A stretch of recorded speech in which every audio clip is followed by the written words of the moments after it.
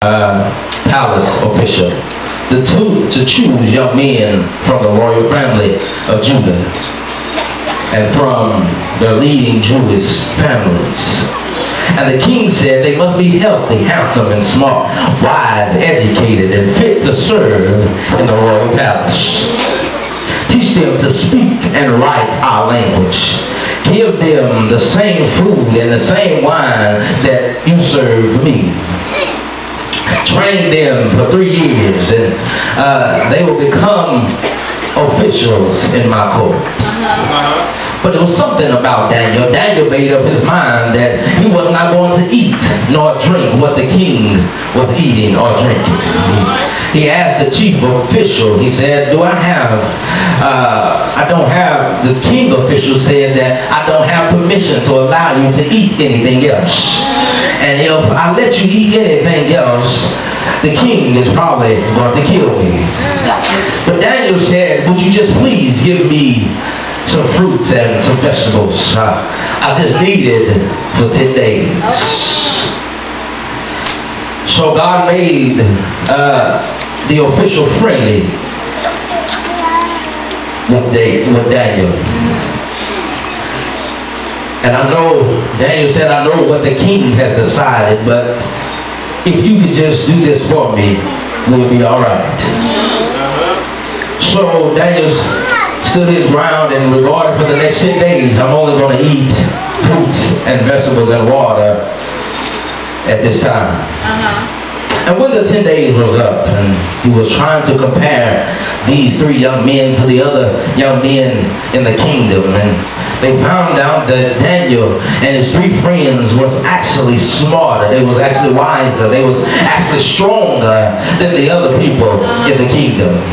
Now I remind you that everybody else was eating like the king ate it.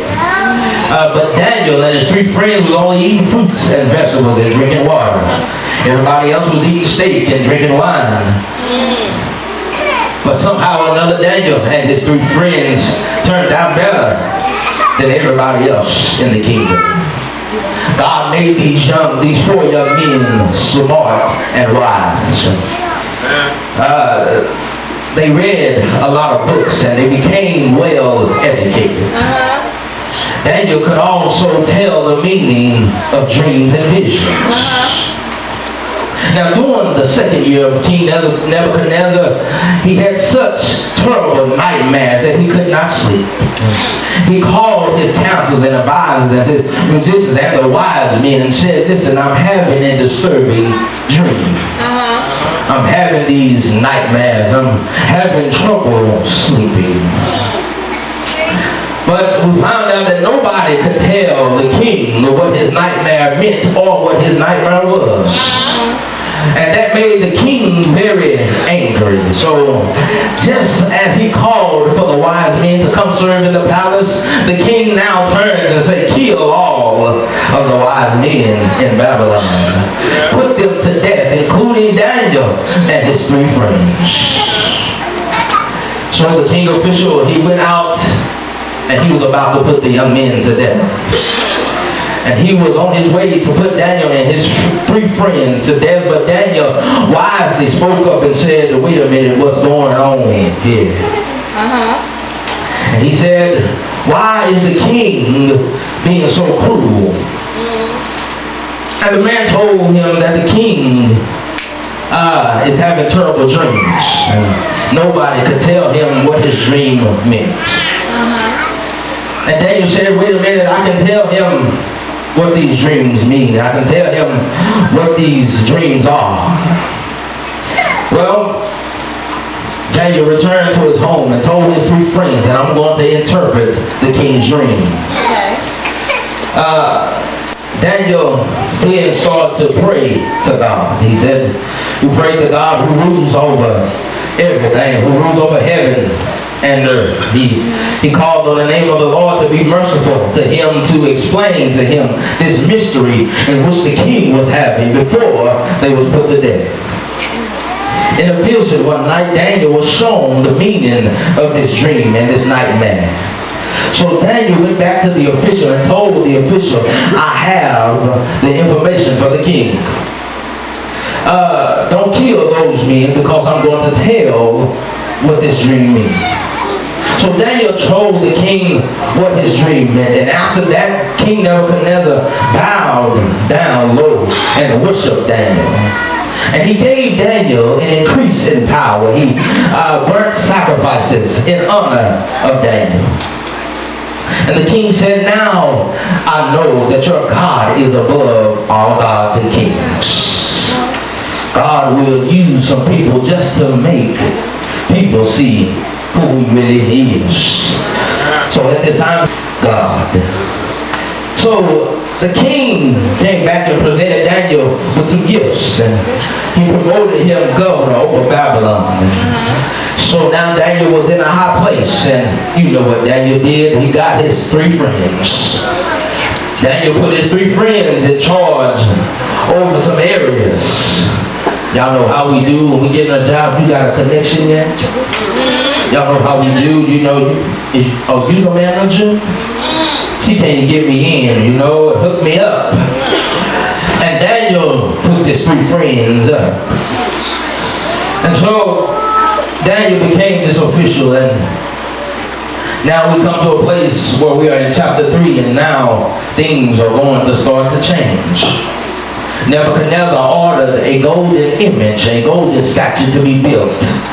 It was 90 feet high and 9 feet wide. Yes, and it sit in the valley of Babylon. And he commanded all of them, the commanders and the governors and the advisors and the treasurers and the judges and all the officials of the kingdom to dedicate something to this golden statue. So all of them came and stood in front of it to worship this golden statue. They wanted this statue, the king wanted the statue to be glorified just like they was glorifying God. People from every nation and race came to listen to the commandment of the king. He said, when you hear the trumpets and the flutes and the harps and all the music, and you come and bow down to the statue that King Nebuchadnezzar had set up. It was something about serving idol gods that God just don't like. One of the commandments say that put no God before me, because God is a jealous God. But King Nebuchadnezzar wasn't really thinking about that. He built up this great statue and said, come worship it when you hear the music. As soon as the people heard the music, they came and worshiped this statue. And he said, whoever don't worship the statue will be thrown into the fire in furnace. But the king official, he found 4 boys. He found them, they were not going to bow down to this golden statue which Nebuchadnezzar had set up. But they were in high positions. You know how we do when we got somebody jealous of where we are. We have, you know, tattletales, you know. So somebody came back and told the king, sir, you have appointed 3 men in high positions. They are governors of Babylon, but they are disobeying you. It was these Jews, Shadrach, Meshach, and Abednego. They refused to serve your God, the statue that you have set up. Have you ever disobeyed for what was right? These 3 Hebrew boys found themselves in a bit of trouble. For all the name of the living God.